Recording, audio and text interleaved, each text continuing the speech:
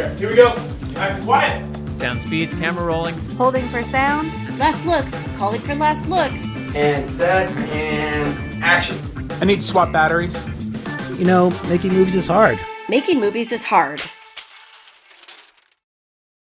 Welcome to Making Movies is Hard, the podcast about the struggle of being an independent filmmaker. I am Ulrich Purcell, the founding host of the podcast. I've been crewing up on sets for over 10 years. I've made dozens of films, shorts, and features as either a producer or director, and I'm just finishing up work on my first feature film as a writer and director, The Alternate, which is premiering in LA September 11th. Everyone will be there in Los Angeles at the Chinese theater. It's gonna be great. Anyway, sorry, Liz. Go to you. No apologies needed. I'm Liz Manischel. I'm a writer, director, producer with 2 features under my belt. I'm also a former film critic, current distribution consultant who used to manage Sundance's creative distribution initiative. This week we have writer, producer, director, all-around hero, I'm going to say, Joslyn Rose Lyons on the show to talk about the making and reception of her short film, Looking Glass, which premiered at Sundance, London in the middle of the pandemic. She also talks about making her first feature-length documentary at 19, about the hip-hop music that influenced her and launched her into the world of music videos and art, and a little bit about representation at ICM. But I think we're giving away too much, actually. I'm going to cut us off there. Pull because it back. what I just want to say, what I want to say is this is top 10 conversations for me. I think, and I wasn't expecting it. I was like, well, I don't know who she is. She's got a pretty headshot. I feel uncomfortable. And then we talked to her, and this woman blew my mind. So I think we should all bookmark the name Joslyn Rose Lyons and listen to what she has to say, because she has a perspective on making art that is truly inspiring. Yeah, I have a feeling that she's the kind of person that when she does make her first feature, people are going to hear of this movie. Like it's going to make the rounds. It's probably going to get good distribution. It's going to be something that people are going to know about. So yeah, I'm glad that we got her on the ground level before she blows up super big, And I did forget to mention that after the conversation with Joslyn Rose, we have a brand new Get Shorty, which is where we focus and talk about short films. And this short film is called Sid Penrose. And we also read a listener email. So we hope you enjoy the conversation with Joslyn. We hope you hear and enjoy the conversation about Sid Penrose. And I'll stop googling, blah, blah, blah, blah, and I'll just let the show happen.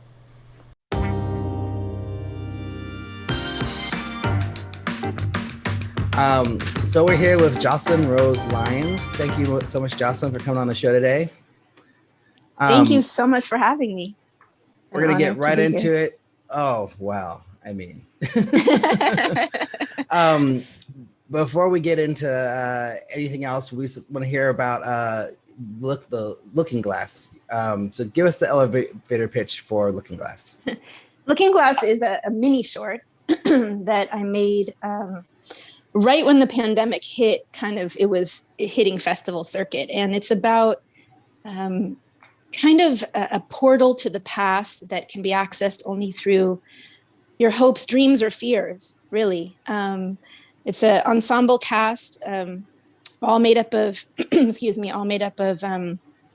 Oakland's own Ryan Nicole Peters, DJ Umami. A lot of people know her as one of the DJs for the Golden State Warriors, DJ Ambush, and Jalal Malik, who came up actually from Los Angeles. I met him through one of our colleagues and friends, Most Def, also known as Yassine Bey.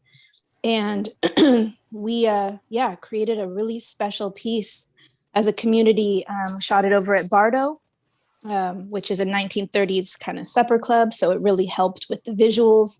And it's a very mysterious piece. I'd love you guys to check it out. So, How many days did you shoot? It was actually a 1-day shoot with 2 days of pickups. A very full 1 day. I think we were there probably a good 20 hours. But it was the call time was probably 6 or 7 a.m. And then we wrapped out probably around 9 or 10 by the time we all broke down everything. It was probably 1 or 2. But yeah, it was a 3-day total. And The project went through a lot of rounds of post because when we first started out, the project was not called Looking Glass. It was called, I'm blanking on the name. It was like something about following your dreams and how hard it is to do it. And then it just kind of evolved. And I think that's one of the biggest things I've learned as a filmmaker is to get out of my own way as best I can and allow the project to speak to me and tell me what it wants to be in terms of format, in terms of concept. I really, really learned that in this process writing a script that I just finished for my first feature. So, yeah. And what was the rough budget of the film? It was about, I don't know. I actually would be hesitant to even put that out there just because there was so many different phases of the budget. It's actually kind of hard to even say at this point, but it was a labor of love. There was some funding that came through at different phases of the process. And I think the heaviest lift was actually the production day itself, just in terms of the crew and the location fees and the equipment, all the logistics. We're pretty tough on people with this question. Is there any way you can share, like, whether it's 5 figures or 6 figures? You could be vague as you want to be, just a little bit more detail. Sure. Yeah. I mean, it was, I would say, because it's a mini short, it's actually a 5-minute piece. And when Sundance London approached me and was saying, Trey Ellis, who did Tuskegee Airmen, he's Peabody Award winning, he saw it. And he actually was the one who kind of wrangled the film over to Sundance London for its premiere there. But we had no intention, to be honest, about that budget of what our return on the investment was going to be, was to make a great piece that we really wanted in our portfolio. And for a lot of people, that doesn't sound like an incentive, like, oh, really? You just would want to do all that work to put it in your portfolio? But yes, that was actually our intention. My DP, Bosun Wang, he and I kind of sat down and I had the concept. Jalal was with us. He's a musician, rapper, actor, artist from LA. And we all kind of just came together and decided to do this out of really a labor of love. So when Sundance London picked it up or, asked us to premiere it there, it was an honor and a real surprise. And what the film has done since then is beyond mind-blowing for a 5-minute. And I say all that to say that I think we went into it thinking, well, we'll spend maybe a few thousand, and then we'll get a few thousand from here and there. And, looking at the budget, we were thinking maybe it'd be about 20 grand, which is probably in the pocket of what we ended up spending in the first phase of the production. But, the festival run was somewhat costly as well. Festival submission fees add up, and promotional materials, cost. So, I'd say give or take, but that's kind of where we started. All right. Perfect. Thank you for for adding that detail.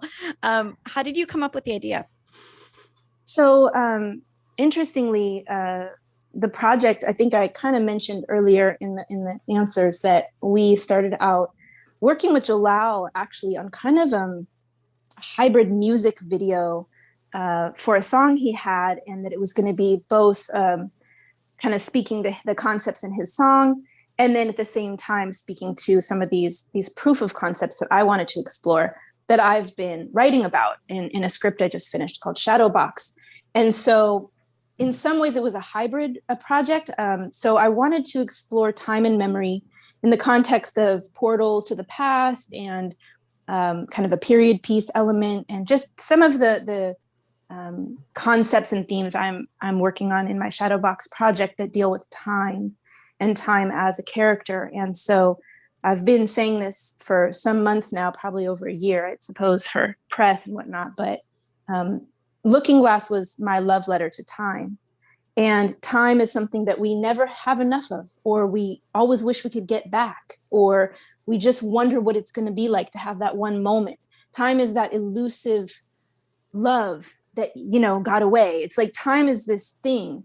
And so I wanted to, as a filmmaker, explore time kind of in a visual concept of portals and hopes and dreams and what it means to have a dream deferred, Speaking to Langston Hughes' deal on his amazing poem on time and what happens to your dreams over time when they're not nurtured and when you can't necessarily pursue them or you're not. So all that to say, a long-winded way of answering the question, which how I came up with the concept was really just working on Shadowbox, the script that's been a beast of a process to write, and wanting to explore kind of in a proof of concept way some of the themes in this piece, Looking Glass, as an exploration to exercise that creative muscle as a filmmaker with my team and with talent about these concepts. And so it was that combined with Jalal and his interest in doing something as an artist.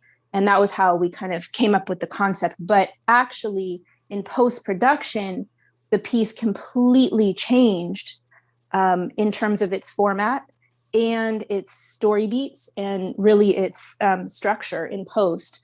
So it was a complete evolution from what we began with to where it landed when the final locked picture happened. And then how long did you spend working on the film from like its conception to it being released and doing its festival run? Well, we shot it. It's really kind of shocking to hear this, but we shot it in the winter time of, I think I want to say 2018. Oh, wow. Yes. And in 2019, there was a lot of kind of back and forth around what we should do with it because of all of the above.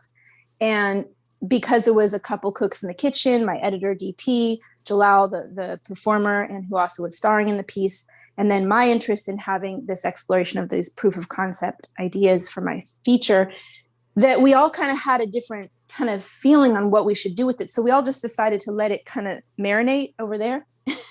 and we kind of honestly forgot about it for a while. And then the pandemic had kind of hit, and we'd been tinkering around with some edits and realized, we got to just lock picture on this thing. Let's just see what we're going to do. So I want to say it was probably like late spring, early summer 2020 when we finally locked picture on it. And then it hit Sundance for its premiere that summer. And the past, Wow. 6 to 12 months. Yeah, it's been just traveling through the festival circuit, virtually speaking. Wow. Yeah. Compared to all the other projects you've made, how difficult was this one? This one was actually probably the longest winded project, considering or relatively speaking to its running time. In terms of difficulty, it was probably the easiest, maybe because of its running time.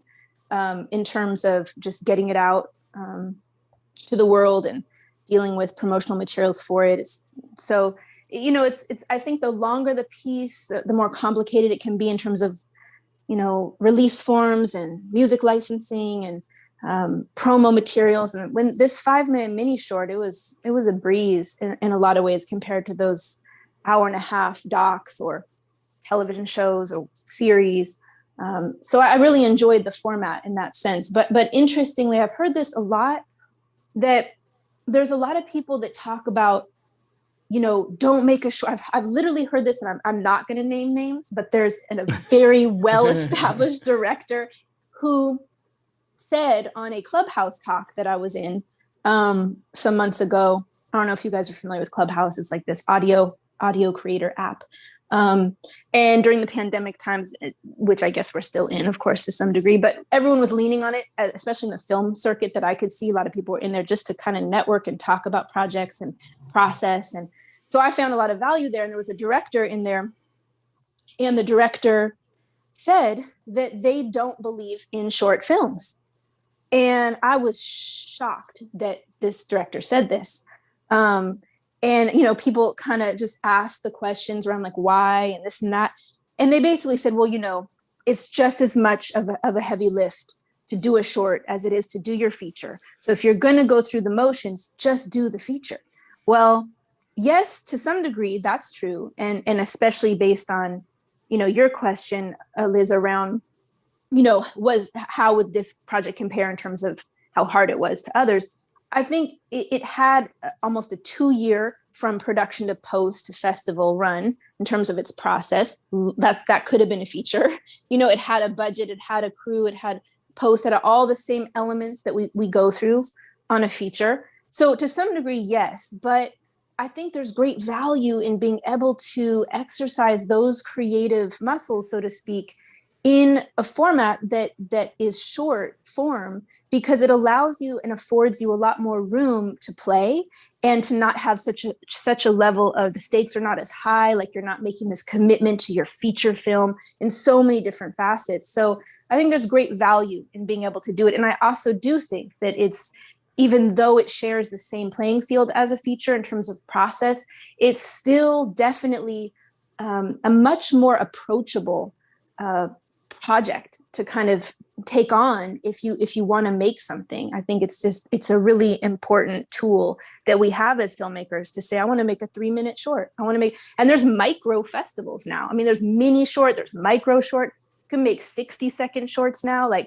you can shoot stuff on cell phones. I mean, I just believe that there should never be, you should never put yourself in a box. Like if you see a box, like, oh, this is how you should do it, then just learn how to scribble outside the box, and then you'll be a good filmmaker, So that's my approach.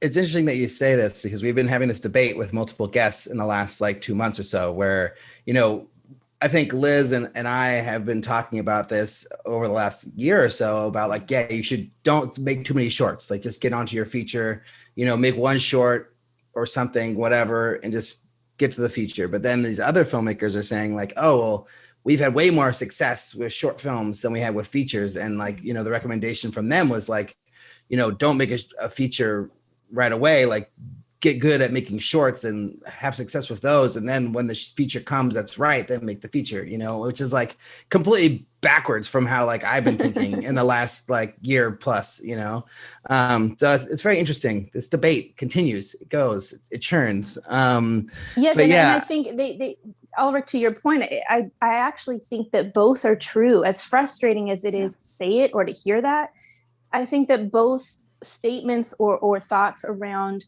which is a better road to, if we're talking about what is the vehicle, if you look at other filmmakers, I'll just name some colleagues and friends in the Bay from Oakland, like Boots Riley and his Sorry to Bother You masterpiece, or Rafael Casal and David with Blind Spotting. I mean, those were features. They both could have said, instead of making my first feature, I'm going to just do a short about these, and they could have had just as much success. But they went for the feature, and I applaud them for that. And I think that was the right choice. I think it's a matter of what is your goal at that time, and really weighing that out. Are you looking for an agent? Are you looking for festival buzz? Are you looking for press? Are you looking for, a vehicle that'll help you get a multi-year deal with a production studio where you can do a ton of other content? Or are you just trying to exercise some creative ideas? Really, I think it's asking ourselves what your motivation is. And I think that will help inform often whether or not you should spend the time to do the feature or do the short, or, do both and just do them in that order. But yeah, I think they both exist. I think there's ways to the next step in doing either of them, short or feature. Just jumping in here, because I was one of those people who was like, you should do the feature shoot. I was on this show as a guest, Making Movies is Hard. And Ulrich and Tim, the former co-host, asked me, and I was like, no, make the feature. And I've made 2 features. I'm now going to make a short next month, because I think there's this misconception that you make the feature to level up. And if you don't level up after 2 features, pointing at myself, there are other avenues that you're going to be trying that are maybe where the energy is, where the fun is, where the experimentation is. So just recognizing that I've noticed the error of my ways, and maybe this director will also stop shortchanging filmmakers by giving that advice. Well, my whole point with it, it's just you can't really make a lot of money on a short. It's a lot harder to turn a profit, and it's hard to raise money no matter what you're doing, right? So I don't want to spend a lot of time raising money for a short that's going to be in my history, I made 7 short films and only one of them had any real success. So it's like, I mean, I feel like the feature just seemed to make more sense for me right now. But if someone was to hire me to make a short, or if there was a budget to make a short, I would, hell yeah, I'd make a short. Shorts are fun. They're fun. They're their own storytelling style. They are very unique. They're very different than a feature. And I feel like, speaking to the other director you're mentioning, it's like, sure, like it's hard to make a short, but like it's like 100,000 times harder to make a feature, having just done it for the first time and like, just finishing it up now. So, I mean, it's definitely not exactly the same. Yeah, I agree. And I think a lot of times, I think what happens for us as filmmakers is we often judge the running time. If it's not a feature, we somehow see it as a dress rehearsal, or it's practice for the big game. The performance is the feature, that's the one, that's the playoff season, or that's, the actual Broadway show. But truthfully, rehearsal could be either feature or short, and the performance could be either short or feature. I think they both can carry the same weight and standing in our industry because there's a place for both of them. But I think, Ulrich, you're right. you just finished making a feature, and it's a much more time intensive and more complex project and process, I think, to make a feature than it is a short. If we're talking about which one is quote harder or requires more time, I would obviously say that features do. Well, for the most part, but for me, it was like, so every film I've ever made has been emotional, right? It's all been like really hard and emotionally trying, but like the emotional aspect of making the first feature was like, for me at least, it was so much higher. I put so much stress and pressure on myself because it's like the first feature and you have to make it the best thing you possibly can. It's like gonna only be your only first feature you'll ever have, and so like I just had this immense amount of pressure on myself, which I think hopefully people can take that off themselves when they go to make their movies, because that's it's not that helpful, I think, sometimes. It's not. And I think, unfortunately, when we do a bigger performance at a higher level, it obviously has a lot more value in the industry and a lot more of an ability to make an impression on our work or our signature style. And it's harder to undo it if it flopped. If it's a feature, it's harder to say, oh, well, that was just my feature. It wasn't, but if it's a short and you're like, oh, it was a short film. Like, what did you expect? I made a short. It's not supposed to be a feature. Yeah, it was supposed to flop, but it's a little harder to have that little excuse when it's, almost an hour and a half to 2 hours long, so. I'm going to pivot us a little bit because I tend to come in with some annoying abstract questions, and I want to throw one in right now. I like annoying and abstract questions. Oh, good. Well, then you'll love me. So if it's okay for me to say, I mean, you sound like an artist. You speak about filmmaking as if it has, giving it the respect and credence that it deserves. Very often, I live in Los Angeles. I'm from the Bay Area, like you too, but I live in Los Angeles. Very often, we dispense with that kind of language and we talk about it as a commodity. And I just wanted to know, like, is there something that is giving you the confidence to maintain that look of art in that way? Or is it just something you've never even questioned? I think that's a great question. It is quite abstract, which I love, not annoying at all. It's actually a brilliant question. I think that growing up in the Bay Area and in Oakland specifically, I think the Bay Area does support the arts in a really unique way.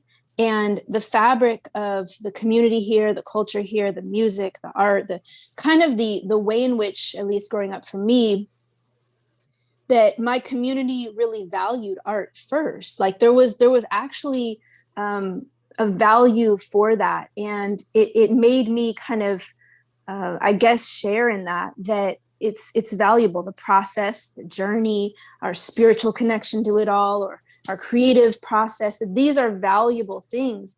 And it wasn't a community, the Bay Area and Oakland specifically, growing up here wasn't, there wasn't a value system based on commodity or, how is this going to look for your name to be next to it kind of thing. Like, it was really like, how are you growing and developing as a human being doing this project? And how are you feeling? Are you inspired? And there was such a collaborative spirit here growing up in the Bay that really reinforced that. And I do also say that, my mom, she's an artist, and, she raised my brother and I for the most part as a single mom growing up. So there was definitely like a level of that being instilled in us within the home. And then of course, within Oakland and the community here too, around me. So I think that gives me a confidence because those are my roots. And I think our roots definitely help to, I guess, inform the fruit we bear to some degree. I think that those roots have given me confidence to value the process more so sometimes than the product, because I always say this, but this is a little long-winded, but I'll just say this, that if you look at a light artist like James Turrell, Drake, we all know him as a pop singer, artist, rapper, he actually took some of that. Kanye's took some of James Turrell's work. We've all seen it in different music videos, but James Turrell is one of my personal favorite light artists. He takes light in the natural world and creates huge installations with this light, with this element of light. And if we look at his work, for example, as a filmmaker, if we can understand that our work is installation art, in a sense, yes, we think that our movies are forever, that everything lives on forever. It's so much more permanent. No, it's not. Everything is installation art to some degree. And that's just how I would like to see it. Because I think if you frame it that way, then you have to say to yourself, okay, then I better love this process. Because what I'm going to make may or may not sit in theaters very long, may or may not sit on television very long, may or may not, make it to the internet in a certain way where it becomes viral or a part of our society or culture industry. So I have to love this process and this journey as an artist first and the most, because percentage wise, we spend most of our time in pre-production and production and post. And watching the final hour-long piece or 2-hour-long piece or 5-minute piece is a little tiny, kind of end moment of that whole journey. So for me, I think it's also that it's like approaching my art or my work as installation art to some degree reminds me, when I frame it that way, that, well, it can't be washed away by the ocean. It's not like a sculpture on the sand. To some degree, I really have to love building it, because it's not necessarily a permanent thing. And the majority of my time and effort is going to be put into making it. So that's how I find value in it, because there's so much of the process that is based on the journey and not the product itself, which is, I think, just a byproduct of the journey. Like if you had a good journey, you'll probably have a good product. I think. I think so. Yeah, I like that. That's like focusing on the process rather than the outcome, basically. And I think that's something I've been trying to do lately, or not lately, but like my whole career, is like not worry about what festival it's going to get into, how many people are going to see it, whatever, but just trying to make it the best thing it can be, and like having that be the thing, and then move on to the next one, and not dwell too much. So I want to go back to something that you said like way early in the conversation. You just kind of casually dropped Mos Def as someone who connected you to one of your artists in your film, to your lead. And I have to pull on that a little bit. Like how are you connected to such a influential person? Like where does that connection come from? So it's interesting. I think my first doc feature I made when I was 19, I want to say, or 20. It came out in 2003 in festivals, and then 2006 it was distributed. It was a hip hop film called Sounds of Spirit, with a Z, SOUNDZ. And it was about the spiritual connection and creative process and the journey in hip hop and just being an artist, and why the process and journey is so important to value. And I interviewed a lot of artists in that film: Common, CeeLo, Kweli, Andre 3000, KRS-One. It just had a really wide range. Shock G, rest in peace.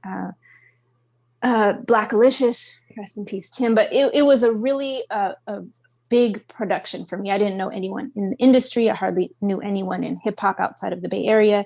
Del the Funky Homo Sapien and Hyro, and a lot of Bay Area people were in the film as well. Guapale, Mystic. But ultimately, I was really inspired at the time by Saul Williams and a film he had made called Slam. And I was also really inspired by the spoken word poetry movement. And I was involved with Youth Speaks, where Raphael Casal and David Diggs and all them were also doing their poetry stuff. So they were also, that was Raphael Casal's first film, was my first film. He was in it as a poet and I was making it. And we worked together ever since for years after that. But that kind of community led me to kind of a network of artists in hip hop that really became some of my colleagues for the past couple decades, really. And everything from music videos, directing for Kweli, Black Star, Mos Def, and they had their group.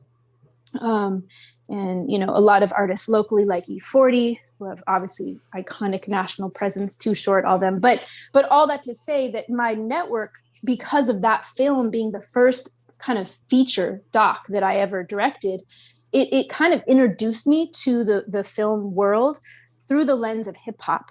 And so from that point on, I started directing and making projects connected to the hip hop community and to artists from that genre of music for many years, from HBO Def Poetry to BET Networks. And so along that journey, that's where artists like a Mos Def or AKA Yasin Bey, kind of, I connected with them in different projects along the way. And those relationships, those connections really have lasted through time.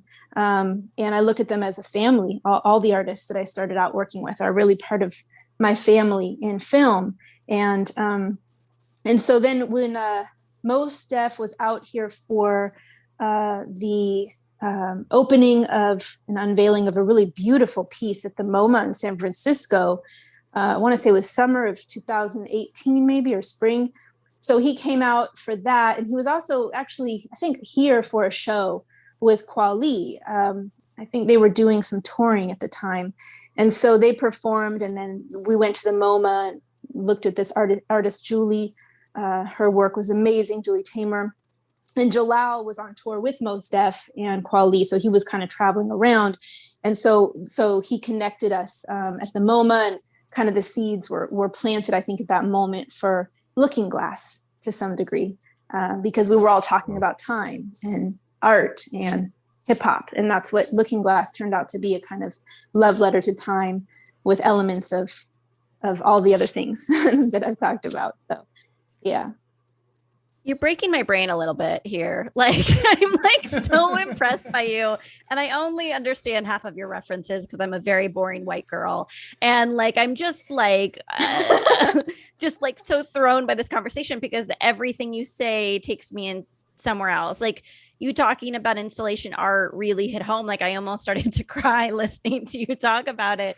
And one of my questions was like, how do you, we wrote this in advance of talking to you, was like, how did you get representation? But now it's like, I think you go in a room, anyone would be like, please let me be on your team. I want to work with you. I wish that was the case. It is the case. A lot of effort. Yeah, no, you may not see that. That's definitely the case.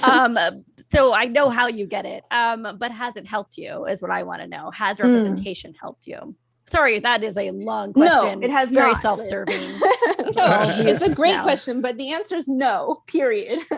Representation has not helped me at all. And I'm laughing when I say it because, they say that the more truth is in a joke, the funnier it is. But representation, yes and no, of course. I'm being facetious. Like, representation has definitely helped. I recently just signed with ICM. I think that it depends on how you use it. I think the truth is that it's always going to be your work first. And I've been a quote independent filmmaker my whole career, and I still see myself that way, even though I do have an agent now and whatnot. I think representation helps when you use it right, meaning you have to do the work and then know how to leverage that representation to help you with that work you've done.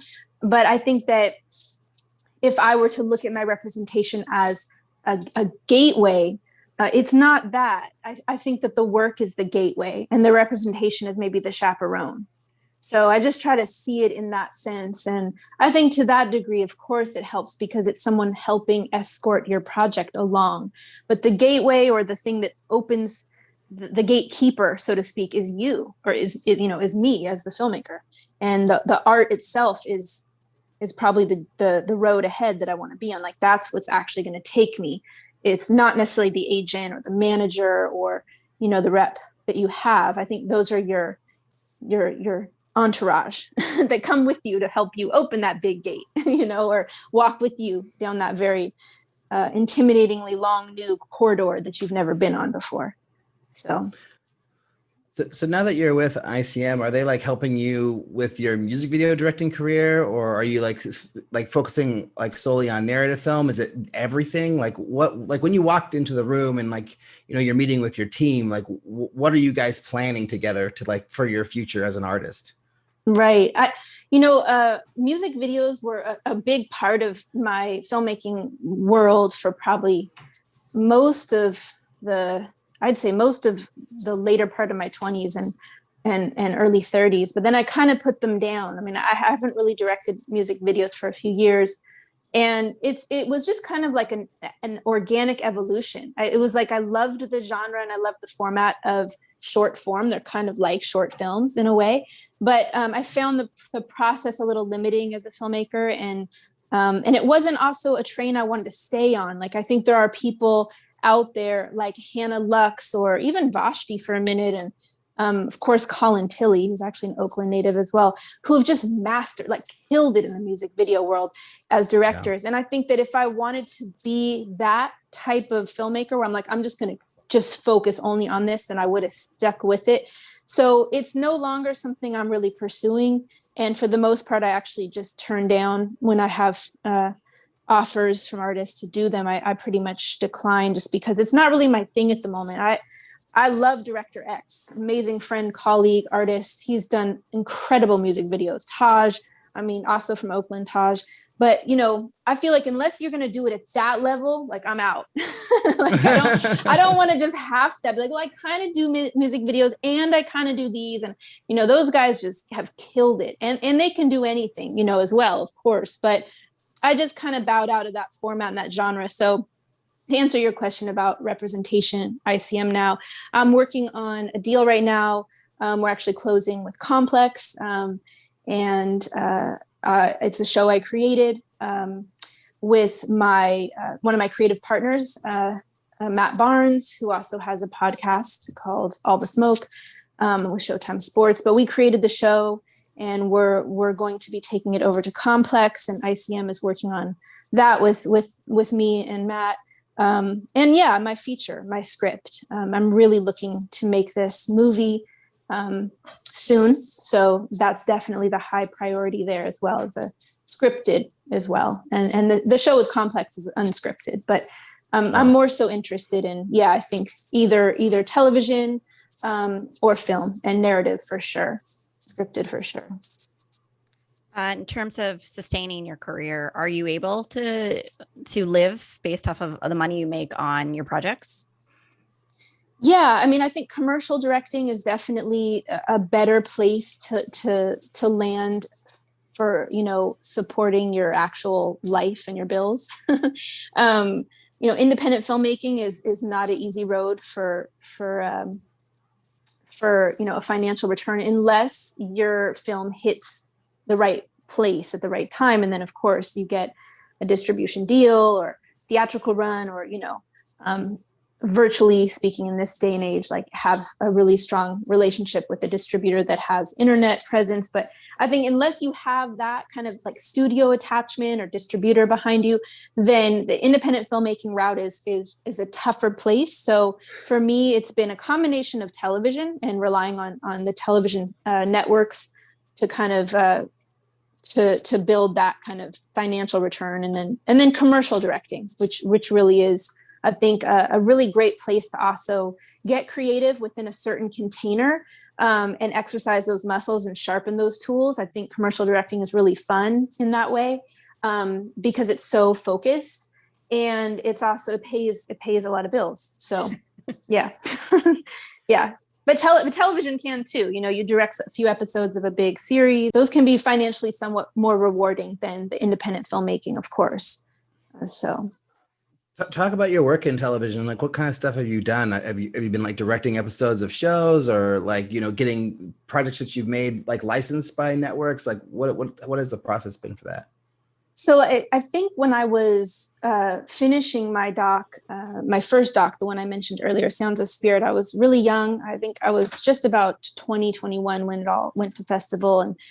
And at that same time, that's when HBO Def Poetry, I started working with Simmons Lathan Media Group and BET Networks. And I mean, I pretty much stuck with that Viacom world, especially with BET, for maybe 10 years, producing and directing content. I directed and produced their first Music Matters showcase for the Grammys at CAA in LA. I produced the BET Celebrity Basketball Game. That was with Nick Cannon and Chris Brown and Angela Yee. But, a lot of the music television I produced spanned, I would say, a good decade and a half. I mean, I stuck with it for a long time. Everything from segment producing to just directing, like I said, showcases live with multicam setup for, streaming, all kinds of television. And I enjoyed it. I mean, I love producing and directing in the land of TV. But most of it was music based or music television based with the Viacom, mostly BET Networks, some things for MTV, VH1, all that, but it's mostly been that. And then a lot of documentaries. I mean, I've produced and worked on a ton of docs that went to, like Misrepresentation, that went to Oprah Winfrey Network. There's been a ton of docs I've done more recently that actually premieres tonight in Oakland is Speaking Truth to Power, which is a doc feature that's going to be on Stars Network a little later in the year. That has Alexandria Ocasio-Cortez. Of course, it's about Barbara Lee, Van Jones, Cory Booker, Danny Glover, Alice Walker. Amazing, amazing cast. And there's been other docs too that have landed in television, like The Message on BET, which is like Nas, Snoop Dogg, just like an amazing array of talent. I worked on the Hip Hop Chess series for BET Networks with RZA and GZA, Wu-Tang Clan. So a lot of the television I've done over the years has truly been music, hip hop, and then documentary, of course. And now, like 2 years ago, I want to say, I created a show and executive produced a series with Matt Barnes, my creative partner, for LeBron James Network, Uninterrupted. It's his digital platform. And it was called Same Energy. It was just kind of about similar themes to your podcast, like about what it takes to, persevere and succeed to following your dreams and how hard it can be to do it. But in the context of sports specifically and music. So we interviewed 2 Chainz and Marshawn Lynch here from Oakland. But so that series went to Uninterrupted, did really, really well. I think it's time for final 5 questions. Yay. Yay, you're almost done. So first question is, what's the first film you ever made? You could define that however you'd like. It could be something that no one ever saw, something that played Sundance London. Obviously, you made films before that. What's the first film you ever made? How do you feel about it now? The first film I ever made was Sounds of Spirit. Although right before that, I was actually interning and then PAing at a production company when I was still in college, and Paradigm Productions. And we worked on a doc film for Discovery Channel called VLT. It was a very large telescope. It was like the largest telescope in the world, like 5 football fields long or something. So I did dabble as, kind of a background player in a few docs and some films before my first feature. But my first feature doc was Sounds of Spirit. And it won Best Music Documentary at the New York International Film Festival. It premiered at HBO Urban World. It got a distribution deal through Ventura, which was a division of Paramount at the time. It was released internationally on DVD with an original soundtrack I produced. And I feel great about it, even 20 years later, dang near. So I'm happy that was my first film because it was an amazing project and process. Wow. I wish we could talk to you for another hour. What's the best filmmaking advice you've ever received? I think it was from Jean-Pierre Jeunet. He did Amélie, which is one of my personal favorite films in the whole world. That next to Spike Lee's Do the Right Thing, and there's a few others. But I love Amélie. It uses magical realism in an amazing way. It's a French film. It took him over 10 years to make the movie. It won a ton of awards. In my opinion, it was his magnum opus. But he came to screen it, and I had a chance to ask him during our Q&A a question. Actually, it wasn't Amelie. He screened Micmacs. It was a film after Amelie, but I wanted to ask him a question about Amelie. So I asked him, I said, kind of that question, like, what is your best advice for a filmmaker? And I think his advice was maybe the best advice I've ever heard, which was, use everything in your toolbox, everything. Like in Amelie, if you look at that film, the storytelling techniques are so limitless. Like he used archival B-roll, like that someone was watching on TV, green screen clearly, with like incredible little animation of characters that were like turning light switches on, to just amazing use of rotoscoping and layered all kinds of storytelling techniques within that one movie. And he said, just use everything in your toolbox as a filmmaker. And I think that that's in every phase of the process too, not just in production or post. It's like in pre-pro and writing and outreach, like don't leave any stone unturned, so to speak. And actually Sundance collabs, I got involved with them. And they kind of had the same thing. Eric Eason over there said kind of a similar thing, just use everything that you have, all the resources you can think of. Do you have a goal as a filmmaker? I think my goal really is as abstract of an answer as this is to continue to shine my light through my work, and in that process help to spark that same kind of ignite that same light in other people so they can learn to shine theirs. Because I think our job as human beings first is that we're beings of light, and our job is to shine our light and not dim it, not try to play small. It's very easy to not think of yourself as someone that has the ability to radiate light or illuminate light. And even if it's just enough light to help you know what step to take next. Like you might not have enough light to like illuminate the whole journey ahead where you can see miles away, but just enough light to just keep going. Like that, I would like to be able to continue to shine my light on my journey so that it can help others like learn to shine theirs. Wow. Amazing answer, by the way. If you could go back in time, what's one piece of advice you would give yourself? There was a period of time when I was struggling to believe that there was any value in making the feature that I really wanted to make. And so I kind of put it down for a few years. And I think I needed to do that. But I think I would have, if I could go back, I would tell myself to just have patience, keep persevering, and keep praying, and just keep going, because that little pocket of time, in some ways I abandoned the script. And like I said, I think that was part of the process, because what it became when I picked it back up again was a beast. Like I didn't write that film. I didn't write that script. I was literally a vessel, and I just had good antennas that helped me download all the ideas. that was it.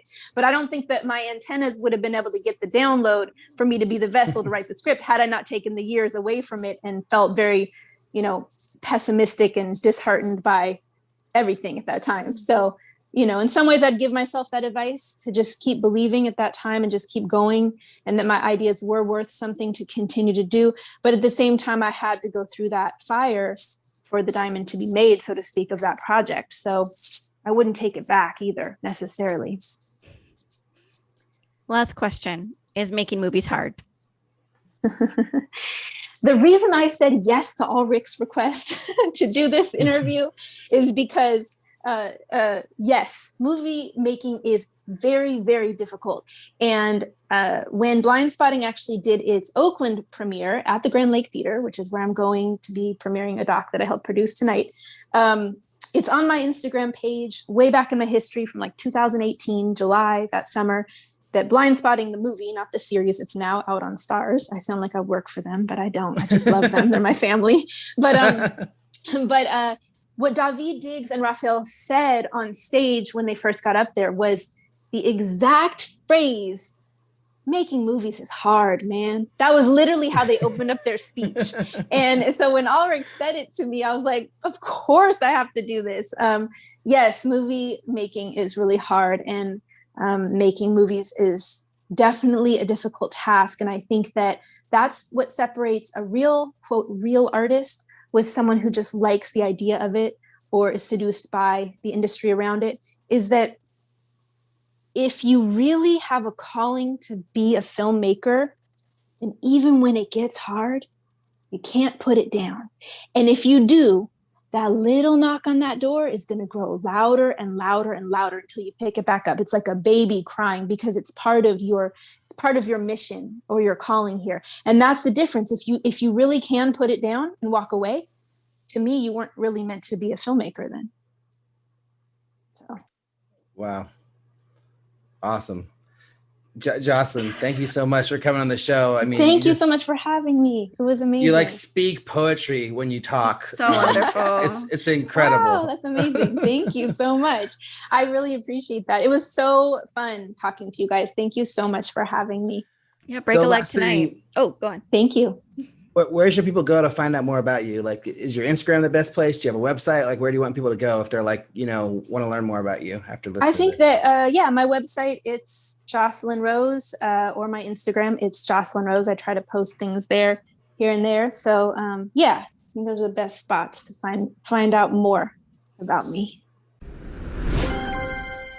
Ulrich, what do you remember about talking with Joslyn yesterday? I remember that Joslyn basically spoke in poetry when she talks about her craft and her art, which is interesting because, like we are working on this project. That's how I know her. Like I'm producing, she's directing on this video that we're doing, this corporate video.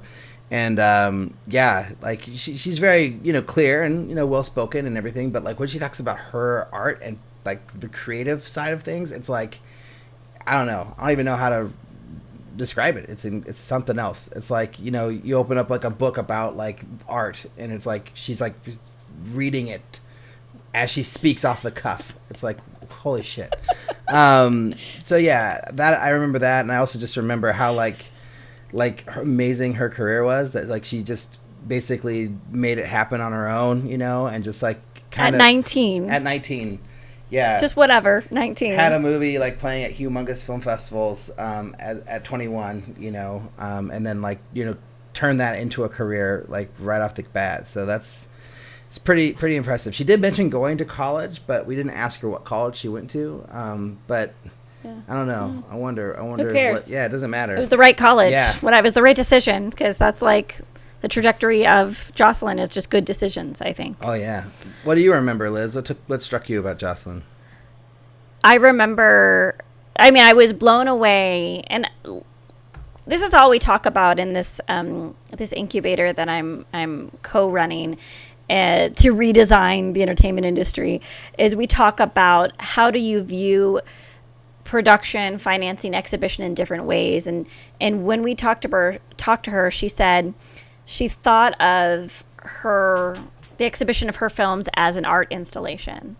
And I think that's so smart, because if you think of it as an impermanent and you have to make an indelible impression on an audience, and it will not last forever, and you don't have 50 years to get that audience, but you really have to capture them right now. That's so smart. That's just like a brilliant way of thinking about it. And I also remember texting you after talking to her and saying that I loved her. Like, I wrote the phrase, I love her, which is a lot. And I now, if she listens back, she's going to be overwhelmed by my affection. But that's how I felt. I felt like enamored with her point of view in life. Yeah. Yeah, she's pretty great. Definitely I can understand if you got in a room with her why you would sign up for whatever she's selling. Because it's like she's so convincing and so passionate, and you can tell that that she has a deep understanding of how she wants to express herself through her art, which I think is not always something that is easy to have. At least for me, I just do things, but she seems to understand what she's doing and why she's doing it, which is something I strive to, but I don't always have necessarily. Well, that conviction reminded me of Anna Biller, and also reminded me of Jen McGowan, in that it's I think Anna Biller's mother, if not both her parents, were artists or are artists. Yeah. And then Joslyn said her mother was an artist. And, Jen McGowan just has like nerves of steel. But it's like, I just want to, what do they eat for breakfast? Like, what is, like, how do they reframe their mind to be so full of chutzpah? I don't know. Well, maybe we'll have her back Something one to day. chew on. We can find out. Yeah. But Liz, What do we do now? get Yeah. Shorty. So you make movies, huh? I produce feature motion pictures. I got an idea for a movie. So, this week on Get Shorty, we have another new short film called Sid Penrose. This time from listener of the show, Drew Dole.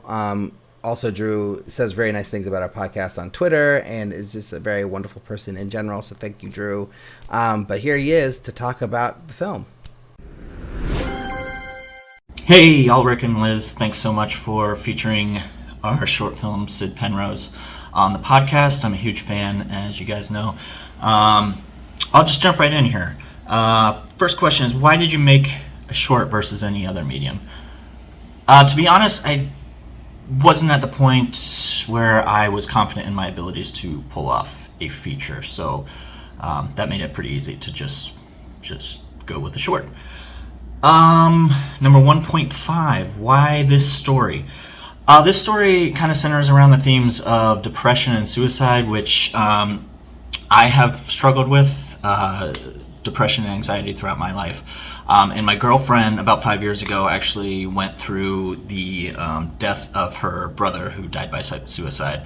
And I never really knew how to help her and her family through that ridiculously difficult time. So this, I guess, was my way of broaching a difficult subject matter in a way that I hope was inspiring and entertaining. A lot of the elements in the film, for instance, the death certificate actually has some information about her brother and things like that. So just little nods to honor the memory of her brother was something that I really wanted to implement into the film.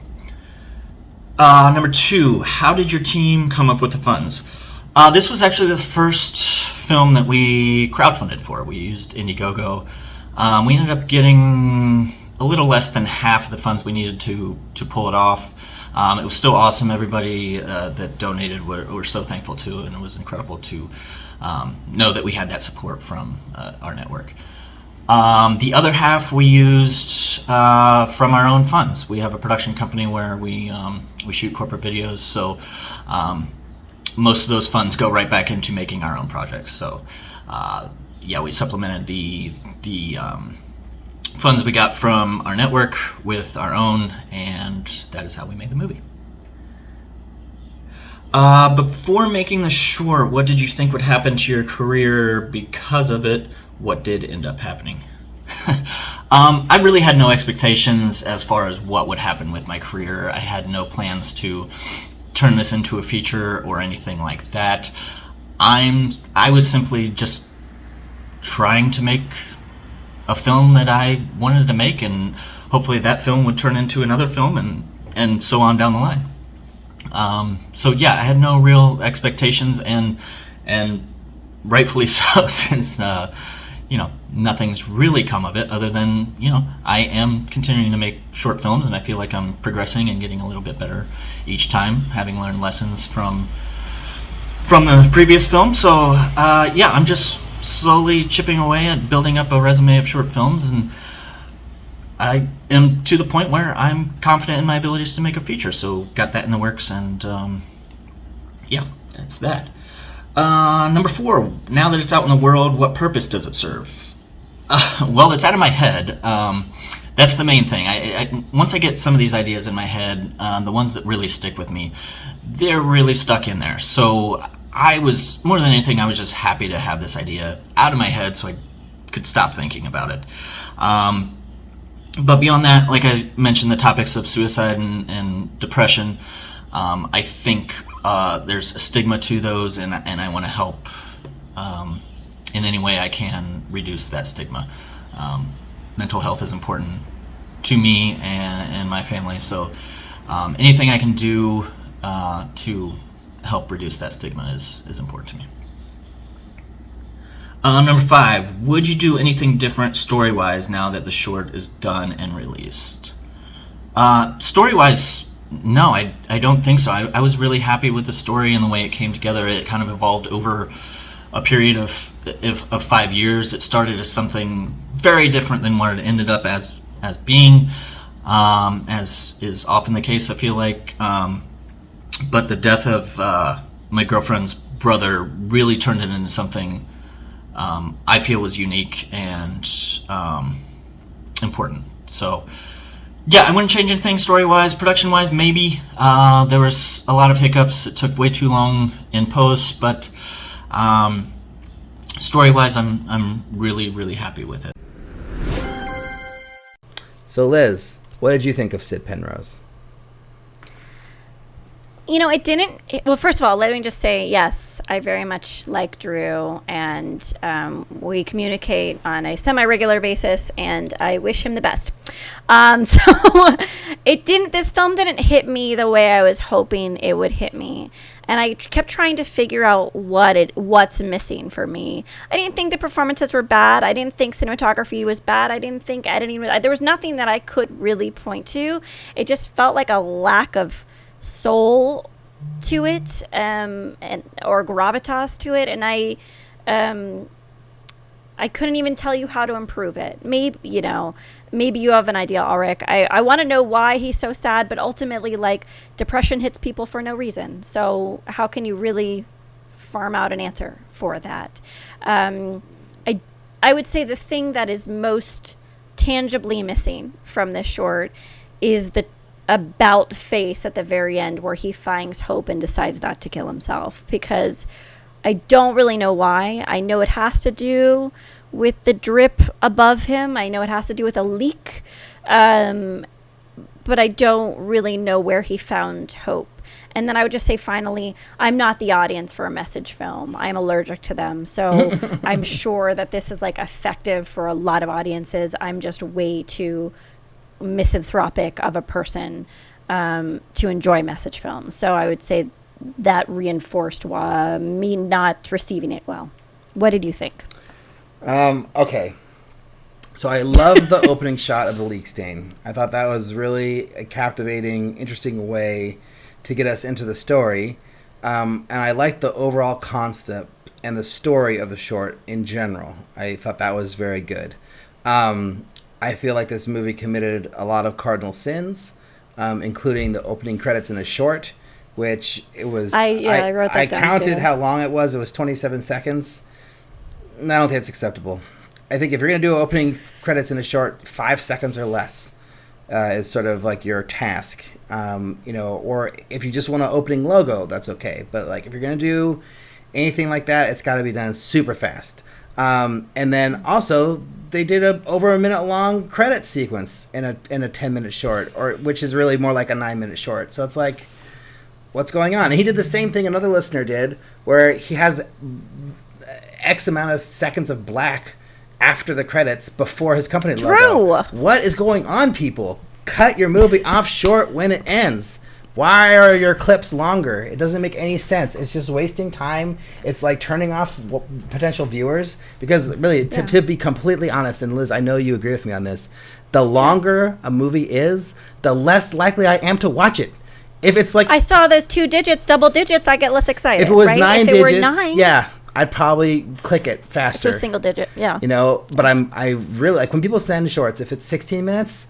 it's going to take me 2 or 3 days to watch it. If it's 10 minutes, there's a good chance I'll watch it right away. If it's 5 or less, I'll watch it immediately, every time. And it's just like, your goal should be to keep your movie as short as humanly possible. And like things like opening credits and stupidly long post-credit sequences with extra black frames in it are easy ways to make it shorter. So... sorry I'm being so frustrated over this, but it really frustrates me because it's something that's easy to fix. It's so easy to not have that problem. Okay, let me get on to my other thoughts. And I'm really sorry, Drew, but I'm going to be very honest right now. I thought that the character of Sid Penrose was terribly miscast. I mean, I feel like I don't know. I mean, it's not even just miscast. It's like also like lit in a way that I felt was ungenuine to the setup of the art that's on the table, because it's like this really beautiful, mysterious, engaging art that the character's drawing of this shadowy figure, and then when we see the figure, it's like my imagination I have no room to imagine anything about this character. Like, you show me everything. Like, they're lit so well. They speak so clearly. You reveal them almost instantly. There's no lead up. There's no mystery. There's no moment of, like, pensiveness to this character. There's no moment of, like, oh, is this going to be, like, someone who's going to bring harm to him or not? Like, who is this person? It's just, and they just... The tension is sucked out of the room. Yeah. I can believe that. And they just, like, waltz in the door, and it's, like, all the dialogue's very matter-of-fact, and it's very strange. Like, the movie is completely overlit. Like, it's described as a Twilight-ish Zone movie, but it's lit like a Judd Apatow comedy. It's, like, so brightly lit, and I'm like... It should be more shadowy, you know? Instinct, right? But the same instinct, but then I thought, am I putting my vision onto this short? Maybe he wanted a counterpoint. Maybe he was thinking, well, everyone wants me to do this in shadow. I'm going to do it in high-key lighting. What is it? 3-point light, whatever they call it. So that I'm subverting expectations. If it had emotional resonance, I would agree with you, but it doesn't. Yeah. So, I mean, I feel like that would be a way to get somewhere, at least for me personally, you know. And I wasn't really sure, like, forgetting the miscast thing, when you get into the character, it's like I wasn't really sure, like, is he supposed to be charismatic? Is he scary? Is he intimidating? Like, you know, it was sort of unsure, the it's like tone. A blank slate. Kind of, yeah. But then he makes some silly jokes. And then there's some music cues when he comes in that's like lighthearted and almost like it was like kind of a Mickey Mouse sort of thing, you know, where it's like kind of going along with the joke or the miscommunication between the characters. And I'm like, what is happening to this movie? I don't know. Like, it just seemed like it has like a tonal confusion, especially from the beginning with that stain shot that was so powerful. And then you have this other stuff that happens that you're like, this just felt weird. And then I said the same thing that you said, like, I missed the meaning relevance behind the character's depression. And, I mean, I understand that, like, you can be depressed for no reason, and that makes sense. Yeah. But, like, you definitely want to feel connected to him at some point through the movie, whether it's when he makes the leap to turn, or even just to understand why he's where he is, you know? And honestly, less dialogue probably would have helped. Like, if you just had the characters talk less and, like, less lines being said throughout the whole story and less VO, like, I would be left... Oh, yeah, it had your favorite VO. It'd be more for me to, like, kind of read into the character's performance and read into the actions of the story. And, like, it's not just all spelled out for me. And, like, the illusion and the mystery is completely taken away. So, I think oftentimes, like, with writing, less is more.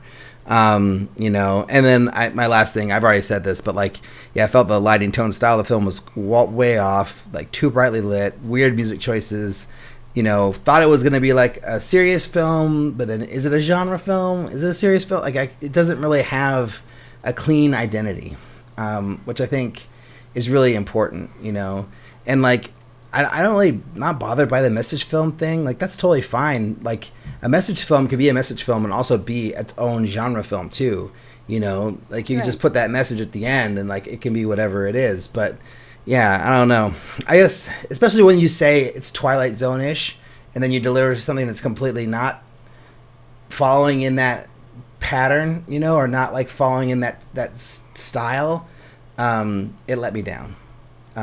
So I can see though that actor being cast in the Twilight Zone episode version of this, but they would have like tonally created more mystery to him if it were a Twilight Zone episode. So I think there are clues in the production design that are like almost breadcrumbs, but they're not like, they're like crumbs or breadcrumbs. You know what I mean? Like, you see our protagonist with maybe his partner or his ex-girlfriend or something, and you see like images of former happiness and things in this house. But yeah, I think you're right. It didn't go far enough in conveying his mental state. Yeah. If it's supposed to be a subjective experience. Yeah. And that's a good point about, like, the character. Like, maybe miscast isn't the right word. Maybe it's more like just directed or misrepresented or something. Because, like, there's a great episode of Twilight Zone where a character interacts with the devil. And the devil is, comes into a form very similar to, like, the lead actor. Wait, is this the jukebox one? Yeah, I think so. Oh, I love Twilight Zone. I think so. But anyway. There's also a Robert Redford one where he...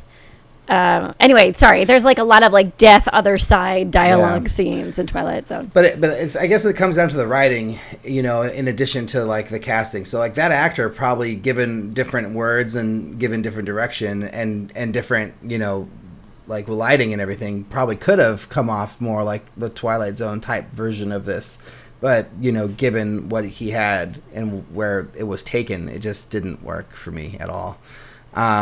So yeah, I don't know. I mean, I feel like there's a lot of good in that short, and like like you said, like it's technically well shot, it's technically well lit, but I think for the type of movie it is, it's just felt all wrong to me.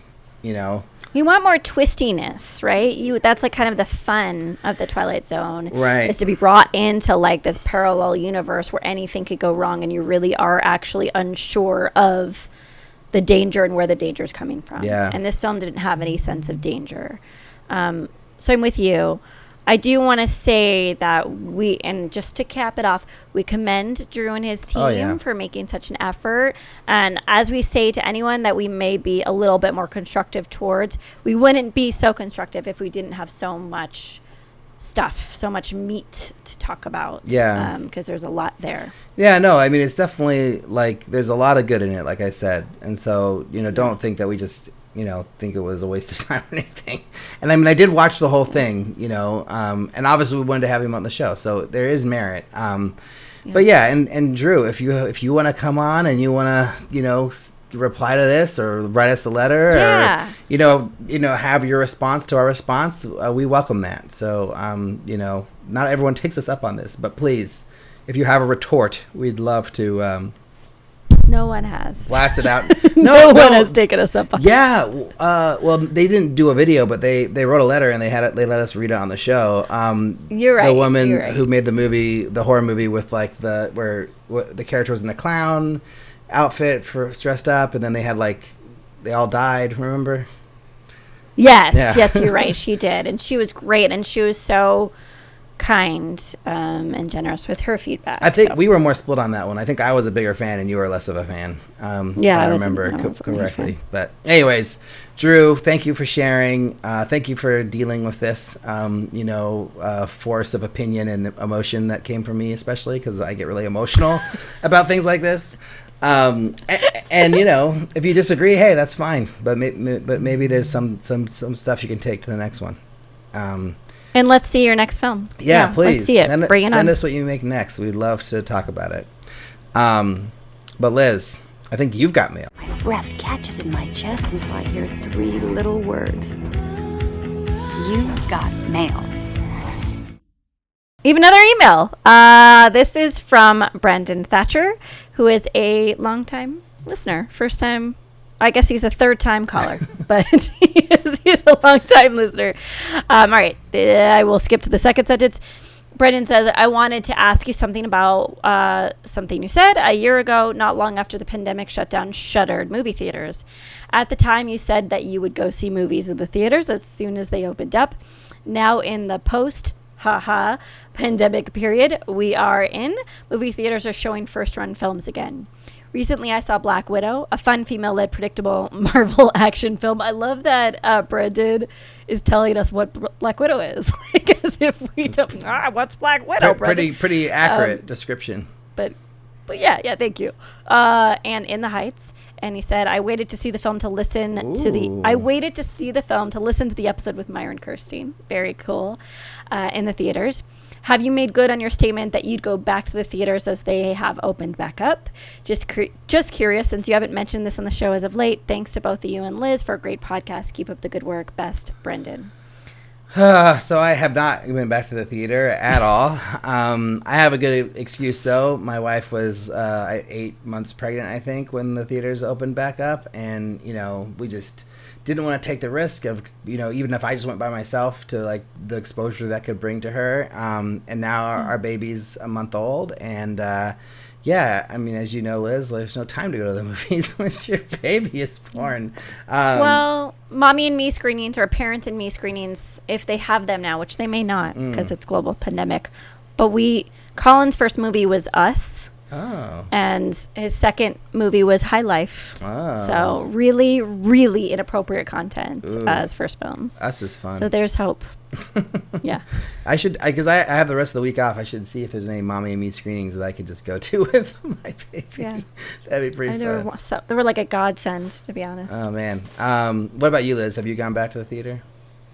I've had one day off where I have had childcare in the past year, and I went and I saw Pig, and it was my favorite thing I've seen in years. I loved it so much, and it was worth the wait. But yeah, I'm not going to get to the theater again for a while because of the kiddo, but Pig nourished me in a way that I don't need to. Nice. That's a horrible thing to say. I do need to. I want to. I just can't go. So I'm telling people that I don't need to. That's so funny. Yeah. Well, I mean, luckily my movie is playing in festivals coming up soon, so I'm going to have opportunities to be in theaters to watch my movie and then to watch other people's movies too. So. Are you bringing your baby with you to LA? Hell no. No. Beth is staying behind, and yeah, I'm just going to go by myself and try to make it a brief trip, but also try to sneak in as many films as I can while I'm there, So, yeah. We also have a brand new iTunes review, which I'm going to read. This is a 5-star review. It is titled Honest and Genuine. Says, I lost my iTunes login details years ago, but this podcast is so good, I reset it all just so I could give a review. I've listened to filmmaking podcasts for years, and no others feel as genuine about the process and the craft. With interviews from creators big and small, you get a real wide range of perspectives of the film industry. Not to mention, I find a lot of great indie films I wouldn't have found if it weren't for them, so that's also awesome. Liz and Ulrich are raw and real about their own experiences, and it's absolutely what I need to hear every week to keep me going. This is from friend of the show, Charnstar Anderson from Australia. Thank you, Charnstar. Woo! Amazing. Thank you, dude. It's really nice. Are you reading Charnstar's script? Charnstar sent me his latest short script, and I need to read it by Friday. He did not send it to me. He probably knows I'm too busy. Probably thinks you're busy. He knows. He's got it. I have 2 feature scripts I'm supposed to be reading right now, and it's not happening. I usually tell people I will not read their scripts. I've broken my rule because I like Charnstar so much. Wow. So thanks, Charnstar. All right, Liz. So, if you want to be like Charnstar or Brendan, you can send us a question, comment, or a suggestion to podcast@makingmoviesishard.com. You can leave a review on iTunes. You can go to our YouTube page. You could leave a comment or question on that page and a thumbs up, whatever you want to do. Or you could support the show on Patreon, www.patreon.com/MMIH podcast, and donate whatever you can to the making of this show. Thanks in advance. Finally, check us out on Facebook, Instagram, Twitter at MMIH Podcast, and YouTube at Making Movies is Hard Podcast. Thanks for everyone for listening, and thanks to Joslyn Rose Lyons for coming on the show. I literally, I don't remember if it was, I think it was at the end of working with her for a week, I found out more about her, and I think it was because she was doing an event with the Academy Awards, and I was like, oh, wow, and I started asking her questions. And I was like, oh my God, you have to come on my podcast. And she barely knows me. And she was like, okay, yeah, I'll do it. I was like, thank you, Joslyn. So thank you so much for taking a risk on a new person and coming on the show. You can check out our website at makingmoviesishard.com, where you will eventually be able to find the links to things we talked about in this episode. I'm going to do it this week. It's on my list of things to do my week off. So we're going to get back to it. Thanks to editor Cameron for doing the editing. Cameron is quickly becoming our full-time editor. Thank you, Cameron. He already agreed to do this episode. And yeah, we'll talk to you guys next week.